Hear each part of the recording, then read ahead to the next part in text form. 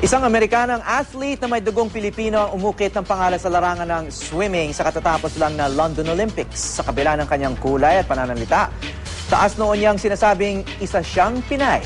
May news to go, si Oscar Oida. Kilala ang Olympic Games bilang isa sa mga prestiyosong palaro sa buong mundo. At pagdating sa swimming, isa ang atletang si Natalie Coughlin ng USA team sa mga babaeng marami ng nasisid na karangalan. Nakapag-uwi na si Coughlin ng 3 gold, 4 na silver at 5 bronze medal mula sa palaro. Pero sa kabila ng kanyang kulay at pananalita, si Natalie, isang proud Pinay. My mom's half Filipino. My grandma is from Cavite, and they raised me with a lot of Filipino culture, where I went to my first 9 years of school, kindergarten through 8th grade, was primarily a Filipino school. And so I was very much exposed to Filipino culture. Malaki raw ang impluwensya ng kanyang lolang si Zenaida Bon at nanay na si Nini sa pagiging Pinay niya.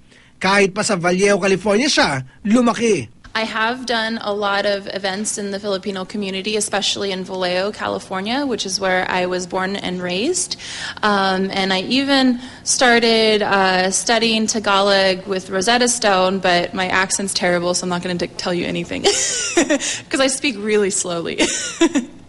Natutuwa raw ang swimmer kapag nakakilala siya ng mga Pilipino sa Olympics. Mainit daw nagiging pagtanggap sa kanya ng Philippine team sa tuwing makikita niya ang mga ito. Ano naman kaya ang paboritong Filipino food ni Natalie? My grandma's lumpia is by far the best. I could tell my grandma's lumpia from any one of her sisters, even if she tells me, no, I made that one. I know when she made it and when she did not. And then halo-halo. I love halo-halo, especially on a warm summer day. Lubos naman ang kanyang pasalamat sa mga Pilipinong sumusuporta sa kanya sa nakaraang Olympics.